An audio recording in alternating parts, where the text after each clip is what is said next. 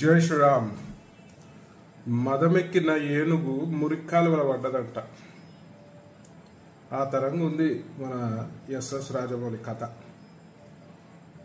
ఇవాళ ఎంతోమంది ఎస్ఎస్ రాజమౌళిని ఒక అద్భుతమైన డైరెక్టర్ అని చెప్పి అందరూ కూడా అభిమానిస్తారు.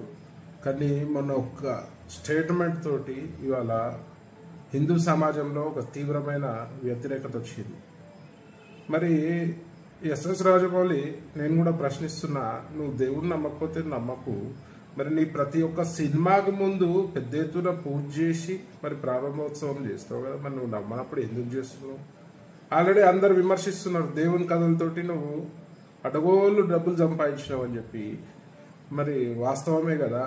మరి ఈ హిందూ సమాజం నీ యొక్క సినిమాలను చూడకపోతే ఓన్లీ నాస్తిక కుక్కలతోటే నువ్వు సినిమా చెయ్యి, ఓన్లీ నాస్తిక కుక్కలనే అలౌ చేయి నీ సినిమాలకి. మరి హిందువులు సినిమా చూడకపోతే నీ బతికేమవుతుంది, నువ్వేమవుతావు అనేది కూడా ఆలోచించాలి. నీ బాహుబలిలోనే చెప్పినావు కదా, అహంకారంతో విర్రవీగే బల్లాల దేవ లాస్ట్కి ఎట్లా పతనమైందో నువ్వే చూపించినావు కదా. మరి అలా నువ్వు కూడా అదే అహంకార ధోరణితో పోతే మాత్రం నీ పతనం కూడా ఖాయమని చెప్పి ఈ సందర్భంగా తెలియజేస్తూ, మరి హిందువుల మనోభావాలని కించపరిచే విధంగా ఎవరైనా ప్రయత్నం చేస్తే మాత్రం బిడ్డ బాగుండదు.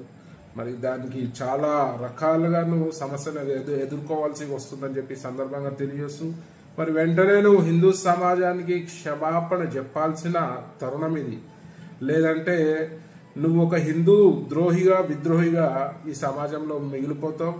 నీ ఎంత టాలెంట్ ఉన్నా కూడా పని చేయదు. ఎందుకంటే ఒకసారి హిందూ సమాజం విద్వేషిస్తే నీ బ్రతుకు హీరో నుంచి జీరో అవుతుందని ఈ సందర్భంగా తెలియజేస్తూ వెంటనే నువ్వు క్షమాపణ చెప్పాలని చెప్పి నేను డిమాండ్ చేస్తున్నా. జై శ్రీరామ్.